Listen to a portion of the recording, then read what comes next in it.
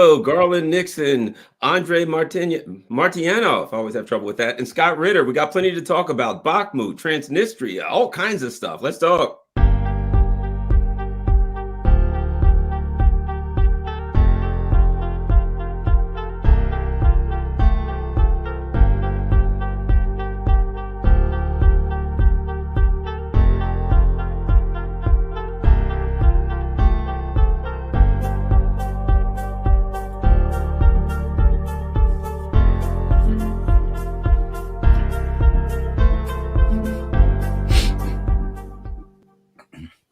Hello, gentlemen. I really enjoy working with you guys. Whenever either one of you guys are online, I always watch your stuff and I always learn a lot. So I'm looking forward to tonight, and it's really a great night. I mean, in a horrifying and frightening way, because there's a lot going on. Let's start off with what I think is the big one, and that is Transnistria. So apparently, the Ukrainians are gathering troops and all kinds of stuff around Transnistria. There's a huge arms depot there that's been there apparently since the end of the Cold War. And I'm thinking a lot of that stuff probably isn't usable. But at any rate, so there seems to be a move afoot to broaden the war. Now, I'll just say this, and we'll start with Andrei. I read some stuff that basically the Russian Ministry of Defense has said, look, if they do that, we'll consider that an act of war. And my thought was, this is a special military operation. War is something totally different. And they're saying it's not going to be the same game if you do that. It broadens the war. It's a very dangerous thing to do. Let's start with you, Andrei. Your thought on what's happening with Transnistria, and will Ukraine make that move? Yeah, it's a pleasure to be here with Scott and you, Garland. It's obviously a privilege, really. The issue here is that it wasn't just the defense ministry, it was also the foreign ministry. And it was stated in very clear terms that it will be considered as the attack on Russia proper. And in this case, it's good enough, I think, warning. There is around, I would say, 6,000 plus minus give and take. I never really tracked it down, of Russian regular troops. And of course, there are also people of Transnistria who could be very well armed and dangerous. But I think so that Transnistria was this 800-pound gorilla in the room since since the collapse of the Soviet Union, pretty much. And everybody knew that it was to a degree vulnerable. There's very little depth there, operational depth to defend. As for this arsenal, which they talk about, I think so some of it was former army, 40th Army, actually, I believe, commanded by, at some point of time, by Mr. Levitz, late Mr. Levitz. So some of it could be pretty useful still, depending on the type of the weaponry. So, and will they do it? Possible. How probable it is? I'm talking about Ukraine. I'm not in the position now to give any assessment until we know the fact, what happens. Your thoughts, Scott? Well, I mean, I'll second the seriousness of the Russian warning. And let's talk about what that means. Well, first of that, let's talk about what Ukraine could possibly hope to accomplish here. The best thing that could happen for Ukraine is that they cause a major diversion of Russian resources to deal with this issue, and that's actually very attractive right now. If I were Ukrainian, I'd say, yeah, boss, that's this is something we probably need to do to get the Russians to shift resources away from what they're doing right now, which is basically kicking our butt, and compel them to act, because it is part of Russia, and Russia is going to be compelled to respond to this. Russia can't ignore this. So there's the plus. The minus, Ukraine will never get to fire a single shell that's in that arsenal. I mean, this will get blown in place before the Ukrainians are able to seize control of this. So this can't be done to, as a source of ammunition. So I take that off the table. Two, now I come in and say, hey, boss, let's also talk about the negatives, because the first thing that's going to happen is that you're going to die.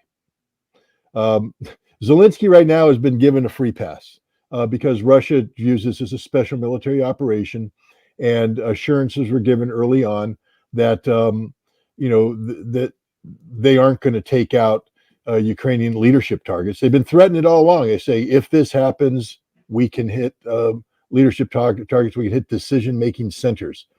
If this was a war, I'm just telling you right now, the very first target of the day would have been Zelensky. The second target would have been Zaluzhny, and these would have continued to be hit until they're dead or neutralized. You take out command and control, and that hasn't been done, which is proof positive that we aren't at war. If Ukraine attacks Russia, which this would be, then Russia will be at war with Ukraine.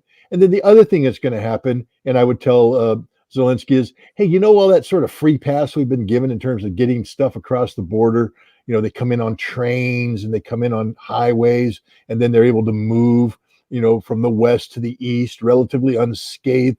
That's over too, because now Russia's going to be at war, and they're going to take out every train line, every road line. They're going to take everything out. We will be cut off from the west. You're going to be dead, and we're still not going to win because, as Andrei said, there's 6,000 well-trained, well-equipped Russian troops, backed up by maybe up to another 10,000 Transnistrian militia who are fighting on their home turf. And it's not as though they've never prepared for this. They have a plan in place. There's only 25,000 Ukrainian troops. That's just not enough. And so I just don't see this happening. I think what could be happening is that Ukraine might be doing to Russia what Russia does to Ukraine, for instance, by having a group of forces in Belarus, by freezing Russia in place. Not the 6,000 troops in Transnistria, they're frozen, but by threatening Transnistria, Russia will have to set aside contingency forces that cannot be used in other things. So this is a free one for Ukraine by setting aside 25,000 reserves who can, at a moment's notice, be repositioned to other parts. They're probably going to freeze in place, 50,000 Russian troops and a significant amount of Russian, air power missiles, things that could be otherwise used for this conflict. So it's a force multiplier. I think that's what's going on, because this would literally be. Zelensky has to know he would die almost instantly if they attacked Transnistria. It's over for him. It's over for Zaluzhny. It's over for Ukrainian command and control. It's over for the parliament. So I just can't see Zelensky committing suicide because there's literally nothing to be gained. This will be a loss for Ukraine. Ukraine can't win in this. Now, that doesn't mean they're not going to do something stupid, because desperate people do desperate things. But I believe that if Zelensky relies upon MI6 and CIA support, they advise him, and I can't imagine an MI6 or CIA person saying, "It's a good thing to do, boss." I think they're all going to say, "Let us know before you do it, because we're out of here. We don't want to be anywhere near you physically, because you are literally dead man walking." Did you have anything else to add to that, Andrei, as to what their reaction would be? And I would add this: all this members of the EU traipsing in and out of Kiev every other week ain't going to happen. But anyway, your thoughts, Andrei? Scott, absolutely spot on here when he makes this extraordinarily important distinction between the special military operation and war. And the war, even by the documents of the General Staff and central apparatus of the Ministry of Defense, is prosecuted a little bit differently than special military operation, because it involves completely different coefficients, operational coefficients, in terms of, for example, civilian casualties.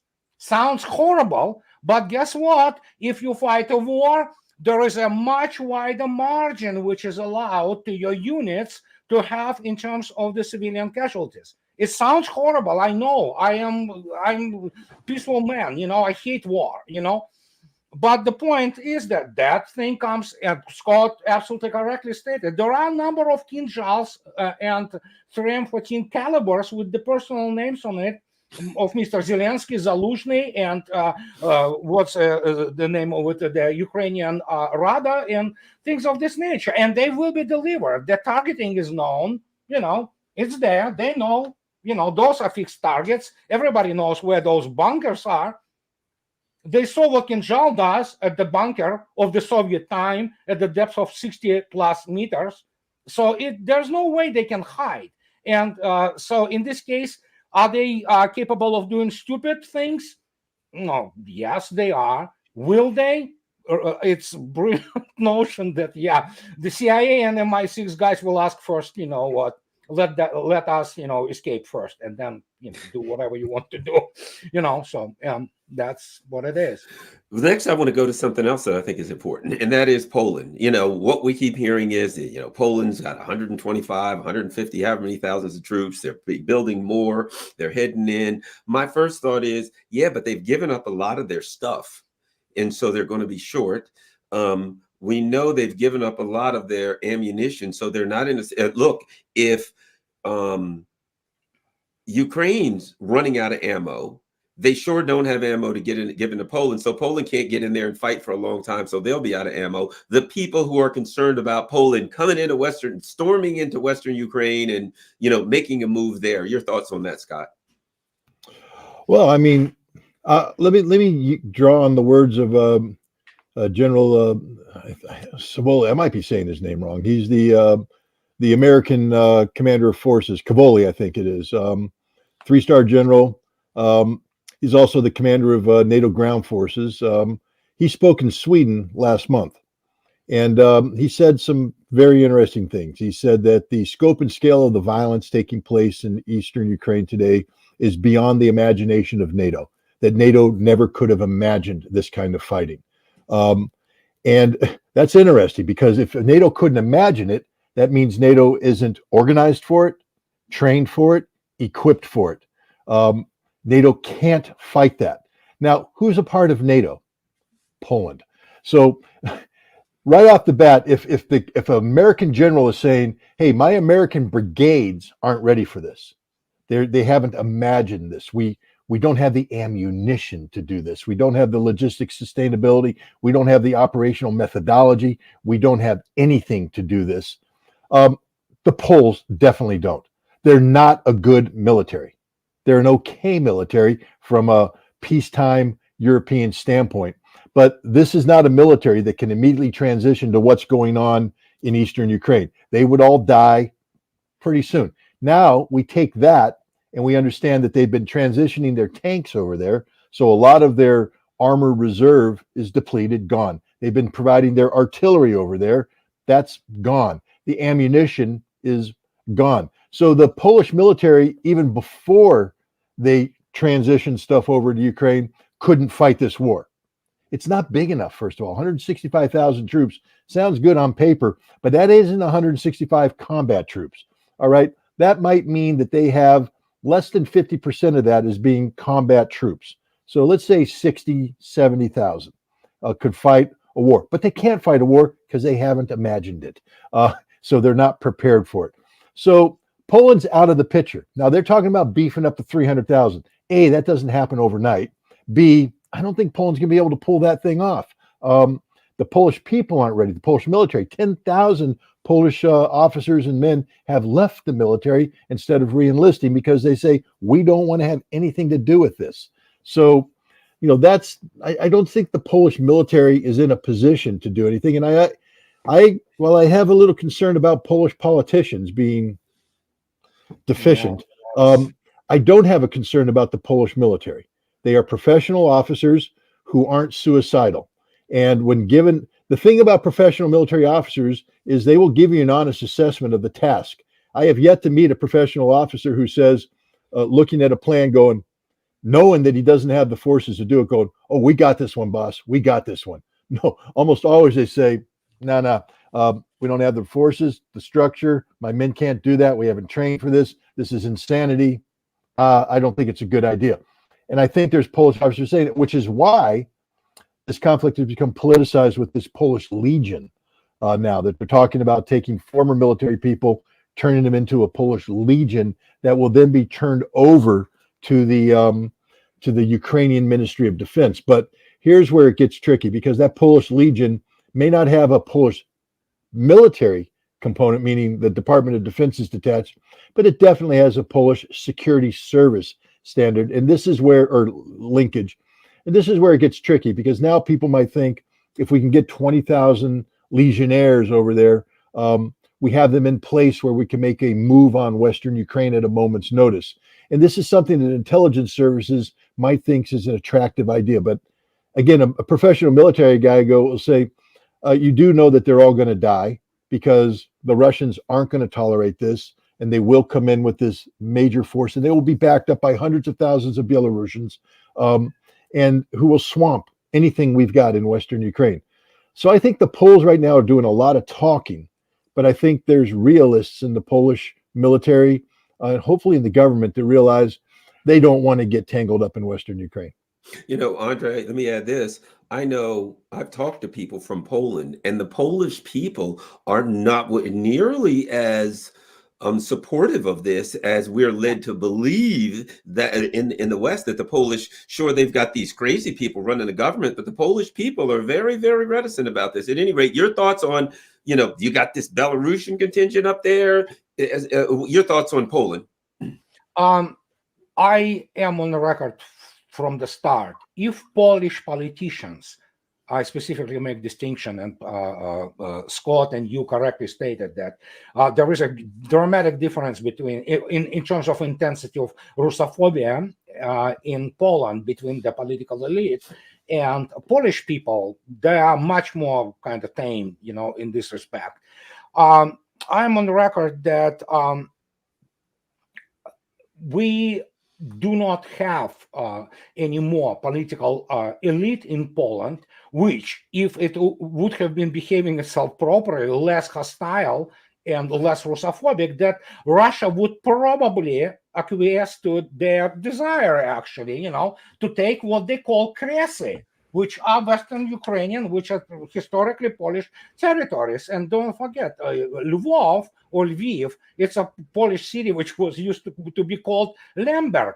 So, but they actually basically blew the chance, with Russians, with Kremlin.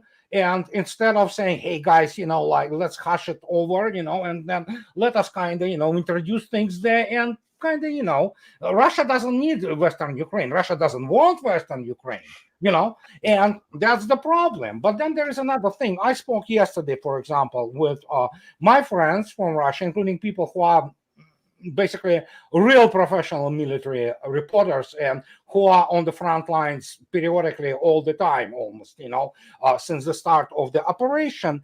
We should not forget that that mobilization, with all those 300 plus, I believe 318,000, which have been mobilized, all those reservists, they are not how to put it, recruits. Those are people which already served in the armed forces, and they have there what is called, I don't remember the American term for this, but it's called military registration specialty. That means people that are tankers, they are, artillery operators and things like that. They are still not fully introduced there at all. They are just a very small number of the units being introduced into the combat frontline units. Majority of this 300,000 is still primarily in the second echelon, if not rear training. We can only speculate what for, but the point is that first, what is called the course of the LDNR, Lugansk and Donetsk militias, they're not corps or militias anymore. They are official, regular divisions of Russia, and we're talking about 10 to 12 regiment divisions, real deal now. There is a huge influx in the last 2 months of the most modern equipment. And of course, the thing which many people forget, one of the reasons it is possible, and everybody talks about Wagner Group, for example, but nobody talks about the fact that Russians volunteer in huge numbers. And those volunteers, not those people who have been, called through mobilization. We are talking about tens upon tens of thousands who come to the military commissariats every day and say, hey, I'm like, 40 years old or 35 years old. I used to serve, I've been here and there. I was in Chechnya. I was here and there. Send me somewhere. And those people, they form units, formations out of them, and they fight. So, and in this particular case, we are talking that majority of the forces on the Russian side haven't been employed yet. Which let's jump right into it then. Bakhmut. I'm looking all over, and I'm looking at a number of the maps. And if I were Ukrainian, I wouldn't want to be in Bakhmut right now. It looks like the cauldron, or whatever you want to call it, is closing, and it really looks like the Russians now have, at minimum, fire control over all entrances. That there's going to be tens of thousands of Ukrainian soldiers that are going to they're going to put their T-shirts on a white flag, on a mop handle and hold up a white flag, or they're all going to perish. Bakhmut, what's happening there from your understanding, Scott Ritter? Well, I mean, when you look at the maps, there's an entity called Rybar that puts out some pretty cool looking maps. I look at those. I look at other maps. I'm a prisoner to data that I don't control. So, I can only look at things. I'm not somebody who gets to call up satellite imagery and take SIGINT data and link the two and say, this is exactly what's going on. So, I look at it and I take everything with a grain of salt. But what I'll say is Bakhmut has a tremendous grouping of blue, meaning the little unit icons that they put in there to represent different units. There's a lot of blue in the Bakhmut area. And then as you leave Bakhmut, it sort of thins out. That tells me that the Ukrainians have made a decision that they're going to. Now, Bakhmut has been part of the Bakhmut Soledar fortress that has been prepared for over 8 years for this very kind of thing. And, this is a battle that's been going on since May. It's not like Bakhmut just happened. This is an ongoing battle, and it's been a constant Russian offensive. Russia's never stopped attacking in this area, and Ukraine's never stopped defending in this area. This has been a meat grinder from day one. Prigozhin, who's not prone to exaggeration, he's a narcissist. He's I'm Mr. Wagner. I'm great, but he's been pretty honest about the fighting. And when he says that Wagner alone has killed 110,000 Ukrainians, I believe him. The fighting that has been taking place in Bakhmut, Soledar area has been unreal fighting. It also means that Wagner's lost a lot of people too. I think that's an underappreciated fact. Wagner is a very offensive oriented organization, aggressive offensive operations, supported by sufficient fire support, but still they're taking casualties too. This has been bloody fighting. Why would Ukraine do this? First of all, because it's some of the most defensible territory. Second of all, it's close to Donetsk. It's close to the center of the fighting. This has been the anchor of the Ukrainian position. And it's now taken on, at least I believe, Andrei, you can correct me if I'm wrong, because I fully admit I could be wrong on this one, because I'm a historian. So sometimes I'm readily looking for historical analogies. I am in the same position as you are. I sometimes grab something extra, but yeah, we live what we can get from. I'm calling this the Ukrainian Stalingrad. And the reason why I say that is that, like the Germans who poured resources into Stalingrad that shouldn't have been there, the city just wasn't worth it. But the 6th Army was there. They poured in the 4th Tank Army. They poured in everything. Instead of defending their flanks, they poured it in there, and then they ended up losing it all. Ukraine has committed some of their most elite forces into the Bakhmut fighting. Now, I'm somebody who also believes that the reporting of a cauldron is exaggerated, meaning the Ukrainians aren't stupid, they're not suicidal. And there's indications that Zelensky has come to the realization that the battle's over. and so they're trying to mitigate their losses. So some of these units may be pulling out. So the notion that the entire Ukrainian army is going to be captured in Bakhmut, I think, is exaggerated. But it doesn't matter, because the units that they're pulling out are going to be pulled out without their heavy equipment, having suffered sufficient losses, and not readily transferable to other parts of the battlefield. They're going to have to go out and regroup. They're shell-shocked. They are, defeated.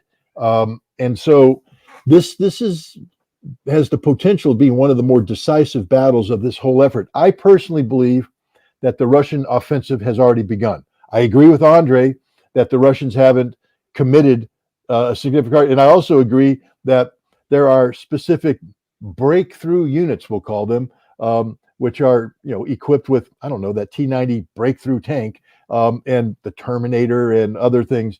They're still training. I mean, it's people don't understand that there are still combat units, and I think Andrei also hinted on something that maybe people don't understand.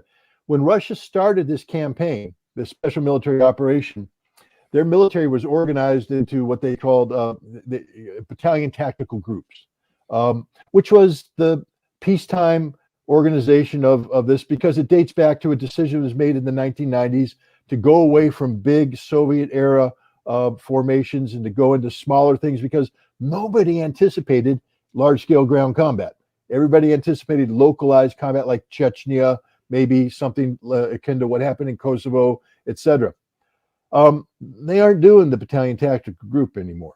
Part of the things that's happened in this pause is that the Russians have reorganized back into regiments, back into divisions, back into corps and armies, because they're not playing the little game anymore. They're playing the big game.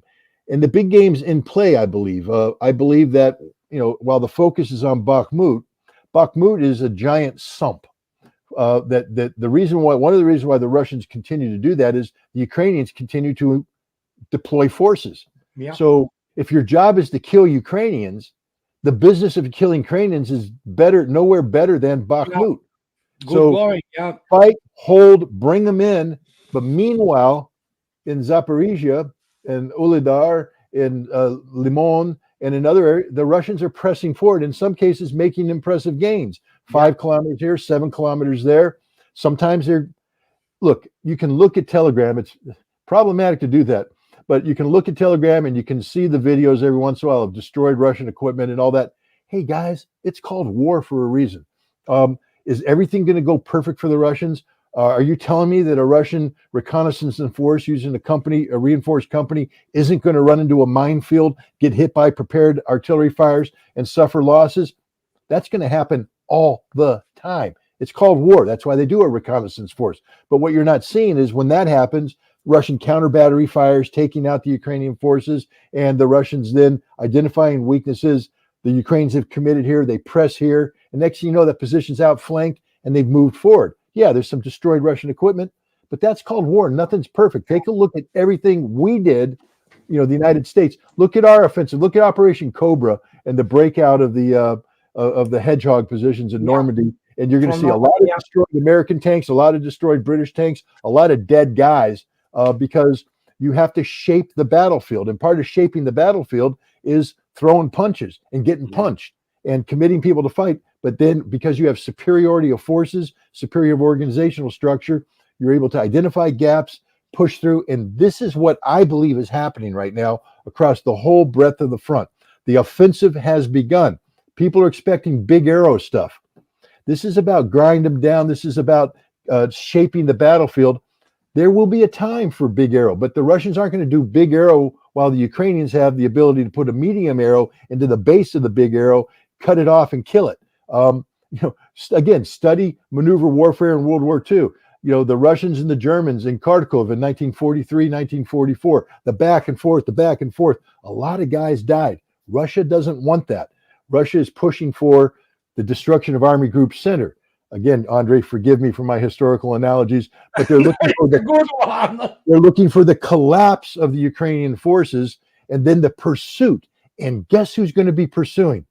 All the screaming memes right now that are getting trained up, finalizing their training. They're sitting there, and I'll leave it with this. And again, Andrei, correct me if I'm wrong, because No, I'm an you're American. spot on here. I'm an American, and sometimes I allow my American analogies to get out of hand. But I've Totally. likened the mobilization of the 300,000 Russian reservists to what happened in World War II with the mobilization of an American draftee army. Now, it's an incomplete thing because the Russians are experienced. But what happened to the Americans, and again, Rick Atkinson wrote a brilliant trilogy, and he goes to the Army of Dawn, and then I forget what the middle book is called, and then the Guns Last Battle. But when you get to the second volume, you see the transition of this happy-go-lucky draftee army that didn't want to be there. If everybody thinks that World War II is about American patriotism and extreme, the vast majority of those draftees would have preferred to be home. They didn't volunteer for this. They were forced to do this, and now they're doing it, and they don't want to be there. These aren't elite troops, all this stuff. But then they get thrown into the cauldron of fire, and they quickly realize a couple things. One, that they could die, and they are dying, and that the best way to stop dying is to kill the bad guys before they kill you. And so they get hardened. Then they also realize that they're not contract soldiers.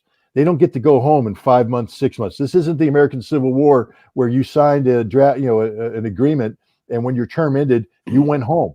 They're in for the duration. So the quickest way to get home is to go through the enemy and take Berlin. And they became the most hardened killers in the world, not because they wanted to be. They had no choice. Now I look at these 300,000, and I'm looking at Russian men that don't want to be there.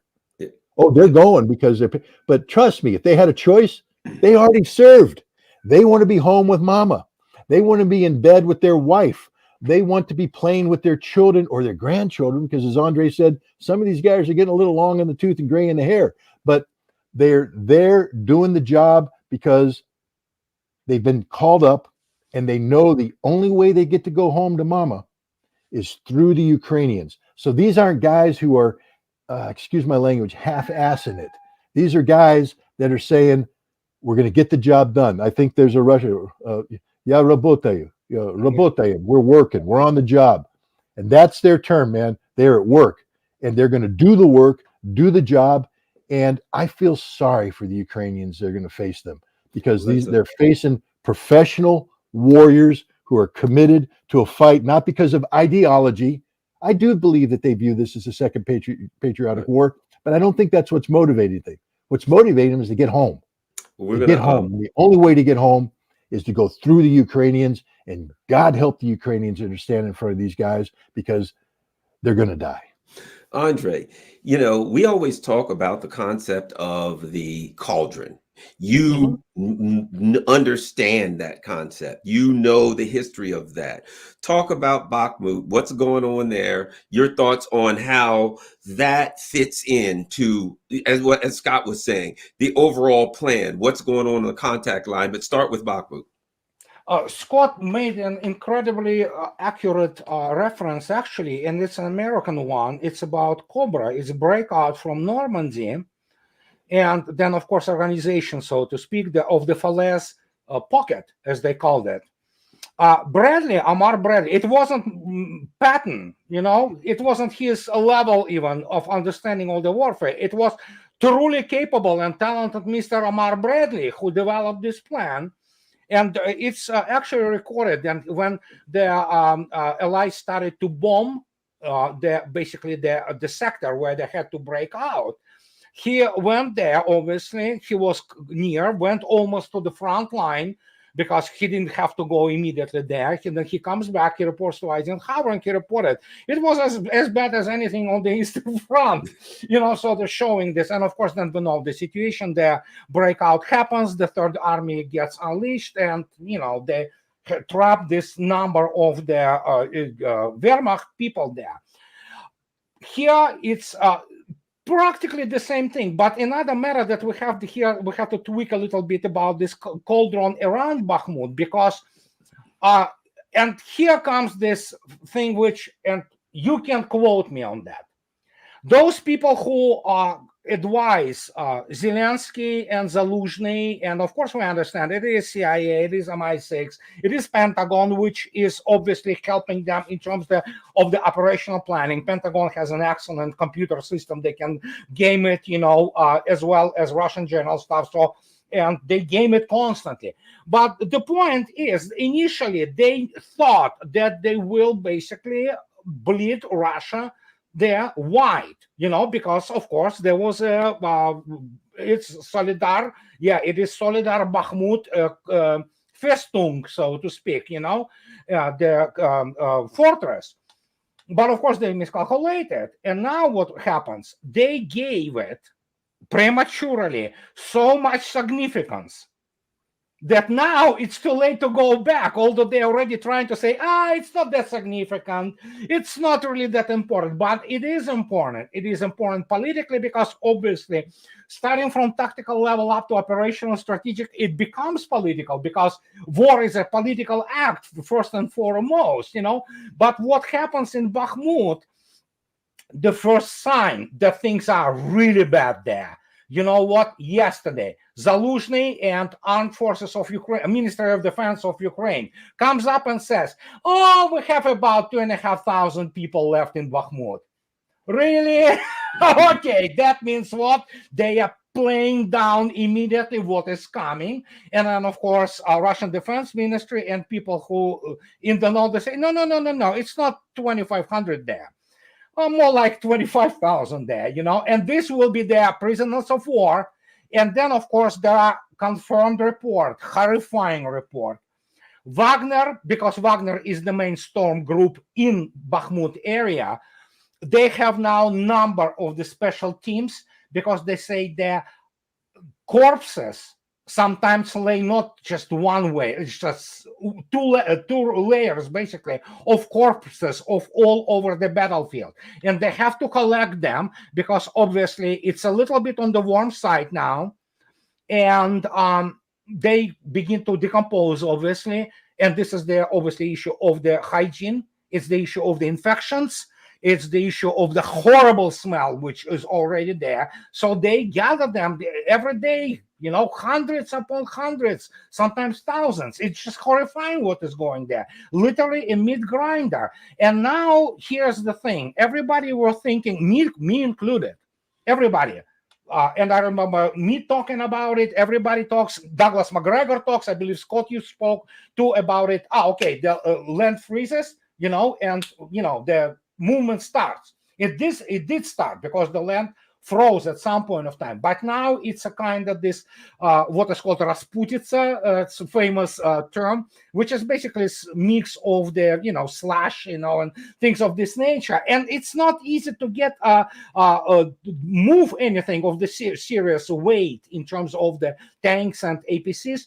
But guess what? It also impedes dramatically. In fact, is crucially the evacuation effort of the armed forces from Bakhmut. That is why, for example, the way those wounded are not treated is horrifying. People are dying in a complete agony. And I mean, listen, I'm not bloodthirsty, man. I understand many of those people have been forced to go there. But plus also reports that majority now of the corpses with the IDs on them, they are from the West Ukraine. Basically, Eastern Ukraine simply ran out of their mobilizational material. And you know what? They hated Russia. Many of them went volunteer to go there. And so at this stage, we're talking about the operational envelopment of Bakhmut, meaning what? The last road, which actually they can use, is controlled by fire means of Russia. And probably tomorrow, after tomorrow, I don't know, we might be talking about the tactical, envelopment when there will be physical closing, and then we'll see what happens. But as Scott correctly stated, we constantly forget that the front itself, the length of the front is more than 1,000 kilometers. People forgot I remember when a few months ago, when Russians totally deliberately left Kupiansk and Krasny Liman, Red Liman, and withdrew. Because why would you kill your 600 sober guys, which is the military police type people, heavy police, when you can withdraw from this town, which you don't need really. Now, guess what? Russia is coming back. And this, if euphoria which they had at that time, that, oh my God, we took like 2,000 square kilometers. Well, guess what? They already gave them up. So it's like, what can I say? And Bakhmut is just one of those places. The whole front now in motion. And as Scott and other people correctly use this wonderful term, will we see those big arrows soon? And exploitation? Possible, very possible. How probable? I would say very probable, fairly soon.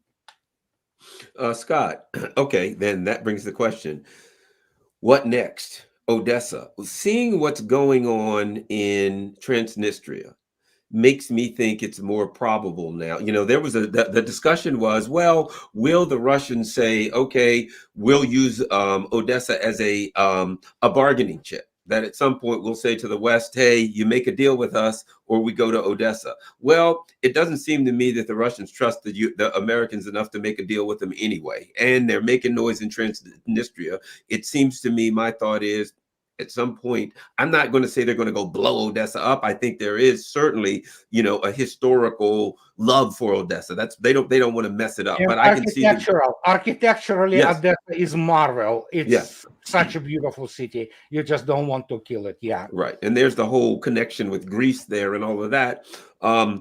Scott, what happens? Because let me add this, because Bakhmut, Soledar Falls, I think the Donbass war is technically, theoretically it's resolved. There's nothing between them and the Dnieper River. Do they make a move on Kiev? Do they make a move on Odessa? Things of that nature. What happens next? Well, first of all, I think there's a whole lot of heavy fighting left in Donbass. Yeah. Donetsk is the Donetsk Republic is still, after Bakhmut, there's high ground west of Bakhmut that has the Ukrainians are already fortifying. You have Kramatorsk, is that the city? Kramatorsk, yes. That ain't fallen yet either, and there's defenses around that. So anybody who thinks that the fall of Bakhmut means the Russians have won the war, not even close. It just means that they've won a very big psychological battle that is part of the overall collapsing of Ukrainian morale. But we got to hand it to the Ukrainians. They fight, and they fight well. I've said this, and again, Andrei, I'm an American who's prone to some exaggeration sometimes, but I have such little regard for NATO and their combat capability. I believe that if there was a ceasefire in Ukraine, organized its troops and pivoted to the West, that they could defeat any NATO military formation there is, because they know how to fight. They're good warriors, and they know what war is, and NATO has no clue. As General Cavoli said, NATO can't even imagine what the Ukrainians have gone through. The Ukrainians are that good, which tells you something about the Russians. I know there's a lot of people out there that are denigrating the Russians. They're bad, they're this, they're that. Did Russia make mistakes? Yeah. Did Russia learn from their mistakes? Yes. And is Russia going to make more mistakes? Probably. Will they learn from those mistakes? Yes. That's called war. No plan survives initial contact with the enemy. And so, you think you got your act together, you come in, the enemy has a vote. That's another saying. So the most democratic affair is war. Yeah. Enemy always has the say. Yeah. They got to vote, and sometimes their vote is pretty significant. It's like, oops, we just got beat. But that's okay. You adjust, you adapt, you regroup, and then you go forward again. There's going to be a lot of fighting left. Nobody should ever think that this is going to be easy or quick. So right then, I think that the number one priority for the Russians is to secure Donetsk. And remember, that includes Kramatorsk. That's part of Donetsk. So they've got a lot of fighting ahead of them to do. And to support that battle, I believe the major offensive support will come from the north. from the Kharkov area because they have to protect that flank. And so this is going to be the focus of effort. Zaporizhia will be a supporting attack, but sometimes supporting attacks become the major attack when they succeed. It's amazing how that happens in the military. Yes. You're sitting there going, main effort coming down from the north. Ukrainians are sort of holding us here, guys. It's not working. Oh, God, they just launched a counterattack. We lost 20 kilometers. Look at Zaporizhia. We're moving forward. Hey, boys, freeze, reserves, exploit. You never know how war turns out. But I think the primary effort is going to be securing the Donbass. And securing the Donbass means not just the territory, but remember, I mean, you guys know Ray McGovern. I love Ray McGovern, CIA analyst, former Soviet hand.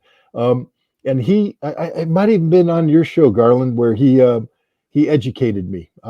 Because I'm getting old now, so I call myself an old Soviet hand because I'm actually one of the guys that actually did intelligence analysis during the Soviet times. So I can say I was an old Soviet hand.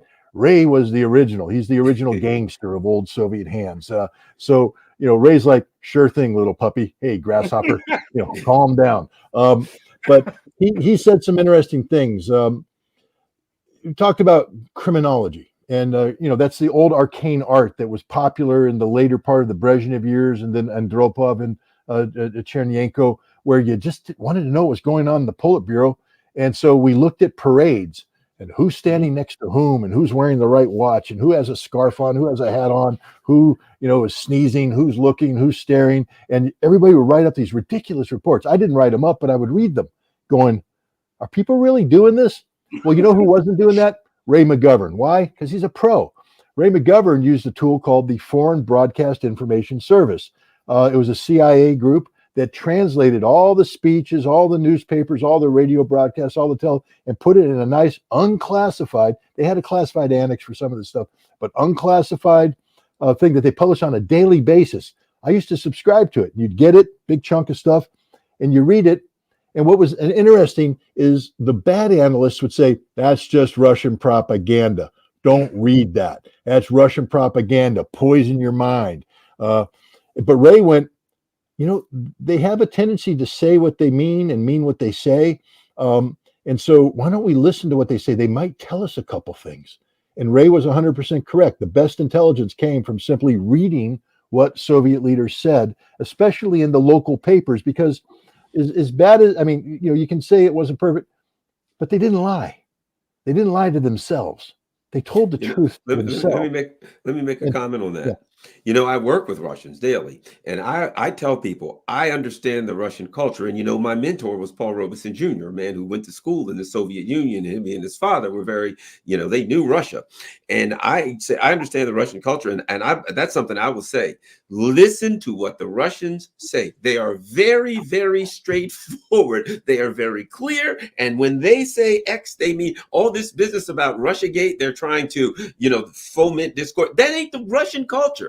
If the Russian says, if you do this, I'll punch you in the nose. If you do it, he's going to punch you in the nose. Andrei, well, let me just add one thing. Who's the number one Russian? Because there's a reason why I brought this up. Vladimir Putin. The number one Russian is Vladimir Putin. And Vladimir Putin just gave a speech on February 21st. And it's been discounted in the West. It's just propaganda. Propaganda, don't listen to it. It's boring. He said everything. Garland, you asked about Odessa. What Vladimir Putin said is, we will be compelled. He said, first of all, our number one objective in the special military operation is the restoration of the economic and social life for Novorossiya and Donbass. Number one objective. Everybody's like, is he going to take Odessa? Is he going to take Kharkov? Is he going to take Kiev? Putin just told you what he's doing. We're restoring the social and economic life of Novorossiya and Donbass. Novorossiya defined as Zaporizhia and Kherson. Now, but then he said something very interesting. Because of the Western armaments that have been provided, we have to push the Ukrainians back from that border to the distance dictated by the weaponry provided. That used to be the range of the M777 howitzer, 40 clicks. Then they got HIMARS. So now the Russians are going to have to push you back 85 kilometers. And now we've given them the upgraded HIMARS, the small bomb missile. That's 150 kilometers. You asked about Odessa, Garland. Here's an exercise that needs to happen. Take a map, take a compass, go to the scale, and put it down and measure the scale 150 kilometers. Now go to Kherson's border, not the one that it is, the whole Kherson, the right bank. Put the needle in the border and draw an arc of 150 kilometers and tell me what falls inside that. And the answer is everything. Odessa, Kharkov. So Vladimir Putin just told you what's going to happen. See, when I talked about the Odessa moment prior to that, it was before the provision of these long-range systems, before and I believed at that time that Russia might pause for what I called the Odessa moment, where they said, do we want to go? Do we want to give them a chance?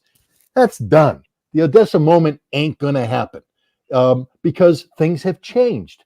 And one of the things that have changed is that the West continues to provide weaponry that threatens the economic and social reconstitution of Novorossiya and Donbass. Number one priority. To secure that, you must push forward. Now, let me give you the last thing, and Andrei, I'll turn it over to you. If Russia takes Odessa, they're never giving it back. If Russia takes Odessa, they're going all the way to Transnistria. They're cutting off the Black Sea coast. That's a land bridge, yes. This is going to happen because Russia's already said, we're taking Odessa. If they take Kharkov, they may have to take Sumy. And if they take Kharkov, they're never giving it back. And if they take Sumy, they're never giving it back. I don't know what the future is going to be for Dnipropetrovsk, but I would imagine that it might too become a Russian city, because when you take that compass and you put the needle on the border and you draw the 150-kilometer circle, that falls into it too. Ukraine and NATO literally slit the throat of Ukraine. They've killed themselves. They've self-immolated. They've committed suicide. And Vladimir Putin, everybody's going, we're waiting for Vladimir Putin to tell us something. He did, guys. He told you everything. You're just not listening. Andrei, and I'll add this. From the very beginning, I always kept wondering, why don't they bomb the bridge across the big, what is that, the big river, the Dnieper River, the big one that runs across the middle of Ukraine? No, they across in Kherson, the Antonovsky Bridge, they blew it up. Okay. So now here comes the other thing, which Scott correctly pointed out. Absolutely. You take the compass and you draw the ranges, and then you see for yourself. If you look at 1944 operations by Talbukhin and other fronts, which were of the Red Army, which were freeing Nikolaev and Odessa, you will see a very interesting pattern. If you look at the shoreline, starting from Kherson, which leads of the Black Sea, which leads towards Odessa, you will see there those long, not rivers, they called limans. There's a long intrusions of sea, sometimes up to 30 kilometers. And in order for you to go from Kherson, that is why Kherson was given up, to take Nikolaev and Odessa, you need to constantly cross and force, those limans. Who would do that? It's just, basically suicide. But if you look at those operations in 1944, what you'll see, they go out through Zaporozhye, and then they turn strictly to the south along the lines of those limans, And guess what Russia is doing right now? This is precisely what Russia is doing right now. It is Kupiansk, it is Red Liman. On the north, you have those guys in Belarus sitting there, tying up all those forces around Kharkov and Kiev in order to secure the flank of the thing when it will begin to turn left. And that's what Scott correctly stated. There will be no, most likely, Odessa moment anymore. Odessa will be taken together with Nikolaev, And this is what is happening now in a strategic sense. And many people don't understand and they think, like just Bakhmut alone. Not by Bakhmut alone. There's a lot of going on. And fact is, yes, on the north of Zaporozhye, and towards Liman and Kupiansk and those places, Russia, yes, gaining ground tremendously, some 5-7 kilometers a day sometimes, so it's significant. You wouldn't read it, of course, in Western media. They do not like to report on those things. because they want to concentrate on those brilliant quote unquote Ukrainian gains in when what happened end of summer, early September, and they thought that Russians just left. They never fought it, and yeah, Odessa most likely, and then land bridge to Transnistria.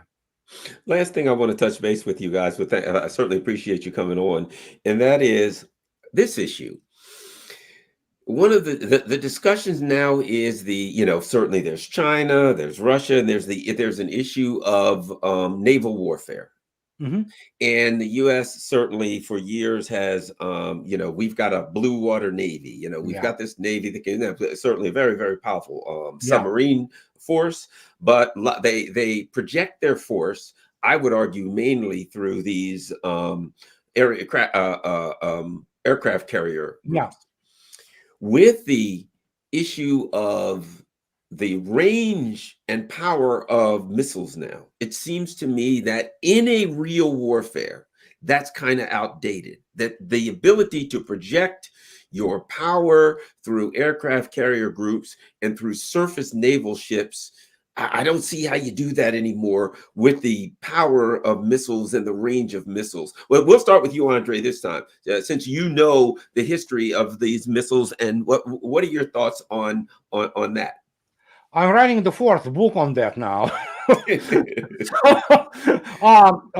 Again, with the advent of the very precise targeting, and Russia and the United States, they do have precise targeting. But in crossing into first supersonic and now hypersonic field, you cannot defend from hypersonic missiles. There's nothing you can do about it. And 3M22 Zircon, which is the newest hypersonic missile, anti-shipping missile, it has official confirmed range of 1,500 kilometers. Something tells me that it might be a little bit longer than that. So it is twice as longer than the modern U.S. U.S. Navy's carrier battle group can touch, even with the Hawkeyes, at the furthest rim, so to speak, of the intelligence and radar patrol. So in this case, yeah, it's over for the surface fleet as we used to know it. It is over. It's simple as that. Then Mr. Shoigu he was blunt. He was almost boring. He said, we don't need new aircraft carriers. We need the weapons which sink them. And the only thing which today remains, United States Navy has a superb world-class submarine force. That, yes, I'm talking about multi-purpose. I'm not talking about the strategic missile submarines. Here we have the situation with the U.S. Navy because it kind of stuck with this Columbia-Cumming class. It's not proceeding as it was supposed to. But in terms of multi-purpose, fast attack submarines, United States is probably arguably the best submarine force in the world. China is not even the same league. Only second one are Russians. The rest of it is just really not even observable on the horizon, And I'll throw that at you, Scott. And here's the other thing. When you're talking about using the surface fleet, you're talking about projecting power. So if I'm Russia, you got to come to me. You have to come if you want to attack me. If that's the problem with projecting power, even with China, the U.S. has some advantages, certainly, but they got to go 6,000 miles across the ocean. They got to go to China. Anytime you're attacking somebody and they're waiting for you, they have significant, they're firing from their airspace. They're firing from their airfields. You know what I mean? The issue of a surface fleet in modern missile warfare, and I'll even say this, taking into account the fact that in a peer-to-peer exercise, there's a good possibility that there's anti-satellite missiles used and that your satellites may get blinded. But at any rate, currently, your thoughts on that surface fleet with current missile technology? Well, again, I'll defer to Andrei on the Navy stuff because I think his background is on a ship. I was a Marine. My background was getting off of ships. General Berger is the current commandant of the Marine Corps, and I have a lot of respect for him because one of the first things he did when he came in as the commandant is he reviewed the National Security Strategy of the United States and then the National Defense Strategy. These are the documents that you receive your guidance from. And he, as the Commandant of the Marine Corps, will receive his guidance, what the Marine Corps is supposed to be able to do. And he said, when I read what they want me to do, especially in the South China Sea and all that, I realize we can't do it, and we haven't been able to do it for years. He said, we've been married to legacy concepts. See, the Marine Corps has this big memorial in Washington, D.C., the Iwo Jima Memorial. And we're very proud of it because we get this sick, perverse notion that it's really cool to lose 5,000 guys going over a beach so we could build a memorial so everybody says, wow, Marines are cool. But dead Marines aren't good Marines. They're just dead Marines. This is why in the 1980s, when I came in, we embraced something called maneuver warfare. And the idea was to avoid going over the beach and losing guys. You avoid where the enemy's strongest and you go around them. But we still retained the legacy of the amphibious battle group, sort of the Marine Corps version of the carrier battle group, where we have these big landing platform docks, LPDs, LHAs, helicopters, and we put all these Marines on these ships. So each ship has a battalion plus of Marines, and we head them in. And then we do what we did in World War II. We park ourselves off the coast, and then Marines disembark, and they circle around in their Amtraks, and then they move into Red Beach and Green Beach and Orange Beach. But Berger said, you'll never even get to do that, because as you come in, the enemy's going to hit you with missiles that we can't defend against. They're going to hit the ship, and all the Marines die instantly because look, Davy Jones' Locker just took them because they sank. And he said, we can't accomplish the mission we've been given. So he did something innovative. He took First Marine Division, which is the Pacific Division, and Third Marine Division, which is the other Pacific Division, and he said, we're going to reorganize. First thing he says, we're getting rid of tanks. And there's a lot of Marines like myself that went, what? Why are you getting rid of tanks? We've always had tanks. And he said, yeah, and what good do they do us? Especially if we're going to fight the Chinese in the South China Sea. Don't need tanks. They're expensive. Get rid of them. Military police, don't need them. Get rid of them. We're going to restructure. We're going to go from the standard Marine Corps structural organization, which is built to do old school, amphibious ops, and we're going to turn to something different. We're going to become smaller units. We're going to be able to do things like long-range fires. So the Marine Corps, that's always been, I was an artillery officer, not artillery officer, I was an intelligence officer in an artillery unit, trained in fire support as a forward controller, forward observer, aerial controller. So I could direct artillery fires. And man, we like getting close to the enemy, because then, you call in fires, you blow them up. It's sort of cool. We don't want to be that close. Long-range fires. So the Marine Corps is talking about getting the long-range fires business. Why? To take on the Chinese, we're going to have to take one island, use it as a fire support base to take another island. And it's going to be like the little island hopping campaign. Island hopping. But it's going to be small, so that if they hit one of our ships, we don't lose 1,000 Marines, we lose 60 Marines. And he's doing that because it's a new way to fight the war. Nobody else is doing that right now. The Navy's not. The Navy's not taking a hard look at the carrier battle group. They're married to a legacy system, and they're going to die if they go to war. That's just a statement of fact. And I'll also say this, and Andrei, you again correct me, please, because this is your area. But the idea that submarines are all that they're made to be is I'm telling you right now that they're, and I don't want to get too far ahead here, but if a satellite can find a blue whale underwater, it can find a submarine underwater. So the notion that these submarines are out there and nobody knows where they are, I think is a fundamentally flawed notion.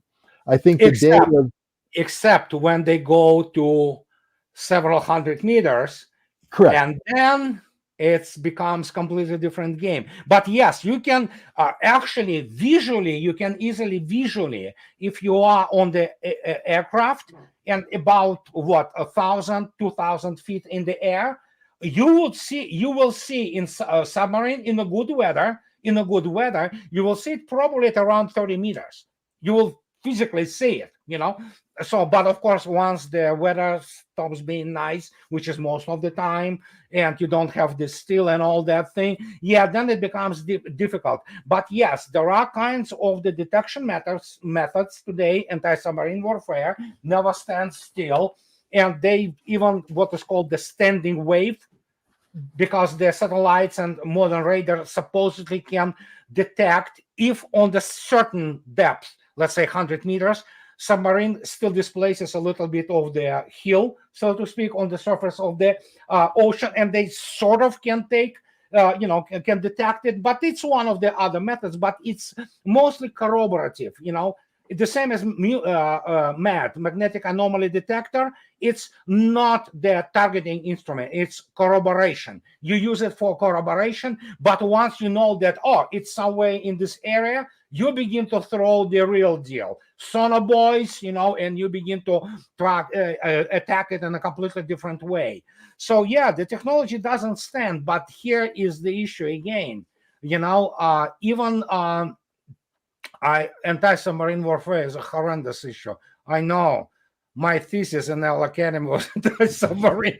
We had the saying, you see this anti-submarine warfare officer, come to him, hug him, give him some money, because their life is so miserable, So, and this is certainly true, and but Scott absolutely correct. I mean, and again, modern weapons, just give me the targeting. And then, for example, that is why Russia flies her Liana satellites. They are not like American satellites, which provide targeting. They fly at around 200, 300 kilometers, low Earth orbit. Russians got their Liana, which is the targeting system, and other intelligence systems, about 550 kilometers. And no anti-satellite weapon really from ships can reach them there. They cannot shoot them down from that orbit. So, but then, of course, we have the whole other can of worms here, which are, of course, space warfare, and that's the whole other thing altogether, So it's just, yeah. But the point that I'm making, you made the point about what Shoigu said. I don't need to have a carrier. I just need to sink your carrier. Right. Yeah. And the Chinese don't need to match our submarine fleet. They just need to sink our submarine fleet. Well, Chinese have issues with their submarine fleet, and the best anti-submarine warfare asset, guess what? It's another submarine. Yes, I'm not disagreeing, but now we get into space, and this is the Achilles heel of the United States, because we, for the last 20 years, have been fighting war, what we call basic broad spectrum warfare. Where we, total spectrum dominance. And so, and that works when you're killing wedding parties in Afghanistan, you see, because we have perfect intelligence, perfect operations, everything's perfect, and then we can go kill a wedding party. And I'm being facetious, but I'm not, because as perfect as our intelligence was, we killed wedding parties. We didn't kill the bad guys. They beat us, but everything worked. Well, you know what's not going to work? Right now, Ukraine has this artificial sense of accomplishment because they have perfect NATO intelligence, perfect American operational planning, perfect logistics, perfect communications, and all of this is happening. And so it's a force multiplier. So they can take their artillery, which is insufficient numerically, but they can make it appear to be better than it really is, because they're getting great intelligence support, great targeting support, etc. They're still not winning, but it makes them feel bigger. Yeah. If this was a war, and remember we talked about that right at the beginning, the difference between a special military operation and a war. If this was a war, all those satellites shut down. None of that communication takes place. None of that targeting takes place. Nothing takes place. They go dumb. And this applies for everything the United States does, from the ground to submarines, to aircraft carriers, to airplanes. We need perfect intelligence, perfect communication, and we're not going to have that. And in a real war, And whereas the Russians actually, while they have good capabilities, the Russians are capable of operating in an imperfect environment. In fact, they train to operate in an imperfect environment. They don't require total spectrum dominance. They just required one boot to go in front of the other boot with an AK and M in their hand, and a tank that's going to turn on when you say turn on, and they use radios, they use old-fashioned tools, they draw lines on maps, because that's what war is going to be in the future. In modern warfare, you're not going to have guys with laptops doing this that require a satellite link, because there won't be a satellite to link you.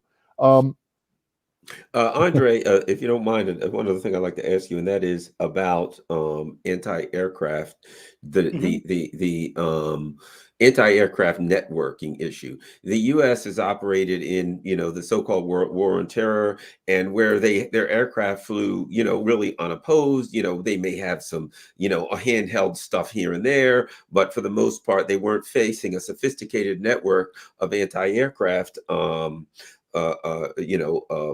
opposition. There's this talk, we're going to send F-16s, which last time I checked, they were brought into service in 76. Not saying they haven't been upgraded, but we're not talking about a brand new airplane. But at any rate, but again, even if they brought them in, whatever the case, or if there were that competition between NATO and the U.S., the NATO and U.S. pilots, not just them, no one in this world has faced the kind of sophisticated anti-aircraft network that Russia has put together. Your thoughts on that anti-aircraft network and what we're talking about here? Or on record for years, any air force in the world, the most sophisticated, the most stealthy, the most numerous, like Mr. Ashmanik from RAND, he is a specialist in the air operations day in RAND. In 2017, he said, we need, some kind of 62 air wings to beat Russia in Ukraine. In 2019, he changed the tune and we won't be able to lift half of those airplanes because they will be, annihilated on their runways. But then, of course, you go in, and Russian air defense have been always in modern times. We're talking about 70s and 60s and 70s. It was always networked. It was one of the first experience of fully blown net-centric warfare, which of course improved with the processing power. And now when you have by the way, yesterday, there is a rumor, I didn't read yet confirmation, but it looks like they want to take the troops, Army Air Defense, and get it back into the airspace forces. So the Army will stop having its own organic air defense forces, but they do it for organizational reasons. But the point is that if you look at the plethora of Russian missiles and their missile complexes, it's unprecedented. It's just unprecedented. There's nothing like this in the world. I'll give you a hint, and this was from, I believe, 4 years ago, I think. I could be maybe even earlier. In the first air defense missile salvo, Russia at that time had 6,000 missiles. And this is the first salvo of the air defense. Not to speak about the over the horizon, long wave, short wave, middle wave, integrated sensor fused radar and optronic field. So yeah, you cannot get in there. You will be killed, basically. The only way you can do it is to stick something, and fly it over what's the name of it? The forest tops, forest top, maybe. And then again, granted that there will be no MiG-31BM in the area and no A-50, AVAX plane. And if they are somewhere near, then you screwed. You're still not going to do it that well. And the first indication was famous Trump salvo of Tomahawks, FLAMs on Syria. Those guys shot down 79 missiles out of 103 using only S-1 Panzer and good old Buk M1. It's a shocker. That's when it was a shocker. Right now, the performance of the air defense, Russian air defense, it's just mind-boggling. And that is why they want, they could give it ATACMS, and there will be a couple of leakers. Obviously, you cannot shoot down 100%. But the effectiveness is astonishing. It's just mind-boggling. There's nothing like this ever. If you look at Antonovsky Bridge, which was constantly, day in, day out, non-stop barrages of the HIMARS, it stood. It had like 1 or 2 HIMARS hit it once in a while, but guess what? They never destroyed it. Russians blew it up when they were basically leaving, because the air defense was just shooting damn thing down. And now there is another this absolutely astonishing thing. You can look it up on the YouTube. It is there. You have Panzer, which is kind of Panzer shoots down those HIMARS. And those are essentially, it's extremely high speed targets. And when you look at this, just, oh my gosh. That is why usually they're for pilots and the aircraft of armed forces of Ukraine, their their longevity, so to speak, they stay alive and not shut down probably first sortie. The first sortie, they get shut down and that's it, And that's how effective it is. Well, thanks a lot, guys. Scott, where can people find you? I believe it was, what is it, ScottRitterExtra.com? ScottRitterExtra.com. Yep. And at Real Scott Ritter on Twitter, right? On Twitter, yeah. I've been told I have to tone it down. Garland Nixon has set a very high standard, so I have to be careful. Yeah, my gosh, that's crazy. My Twitter story here. I don't even know what to say about that. Yeah, oh gosh, I laughed so hard today. Oh my God, you called, and I was like, oh my God, can't believe that. But shows how jumpy they are, actually. Oh my God. Yes. Well, I'll say this because most of the people here know my story. I think I really believe my whole international issue with Twitter was a big part of it was about Nord Stream. I was told, with my tweet and the 2 countries went bananas, but that they were professionals and intellectuals discussing in Taiwan, discussing online, discussing in China, whether or not Joe Biden had a plan to destroy Taiwan. And they were specifically saying, does he have explosives set? Does he have things set to blow it up? Does he have saboteurs that are in place to blow things up? And I'll say this, that was done by the neocons, because when they sabotage an ally, your other allies are going to look at that and say, do they have saboteurs? They know that you can't be trusted. And to me, it was just, what I did just kind of was a spark. And it's only natural if the 3 of us together, and you see me stick a knife in Scott's back and he falls, and you and I go walking down the street, you're going to keep kind of looking at my hand and feeling your back to wait for the knife to come in. And I think that's the result, Andrei. Yeah, that's exactly what happened. But it still has to be funny nonetheless, It's so. Well, all right. And you are, Andrei also has a great YouTube channel. I never miss anything on there. I watch it, a lot of great stuff. What's your YouTube channel, Andrei? Gosh, Smoothie X12. And do you still maintain your blog, your blog? Oh yeah, my blog, I practically update it every day. And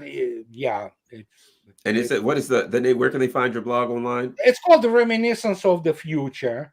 At smoothiex12 at blogspot.com. There we go. This good old stupid moniker stuck to me for now 15 years, and I have even it just Smoothie X12. That's where you find. Thanks a lot, guys, and thank you, everyone. Thank you, guys. My pleasure. All right, I'm gonna see if I can figure out how to get you guys out of here. All right, thanks a lot, guys. I will talk to you soon. Oops. Here my well, that was a lot of fun, and please do me a favor, share this with all of your share this on all your social media platforms. Make sure everyone hits the big like button. We got 3,183 people. That means we have to have 3,183 likes. If you can help the channel out, there's lots of stuff scrolling across. We've got patreon.com. If you can become a Patreon, that'd be great. We've got, of course, Cash App, and to follow me on Telegram and PayPal. In any way you can help the channel is appreciated, certainly. And don't forget Rockfin, ROKFIN, rockfin.com. Make sure you join me on Rockfin. So that, if they toss me off of YouTube, you can still have a way to find me. Thanks a lot, everyone. Have a wonderful evening. I had a great time. I thought everybody would really enjoy that. I'm going to look at getting those guys back again sometime. Have a great evening.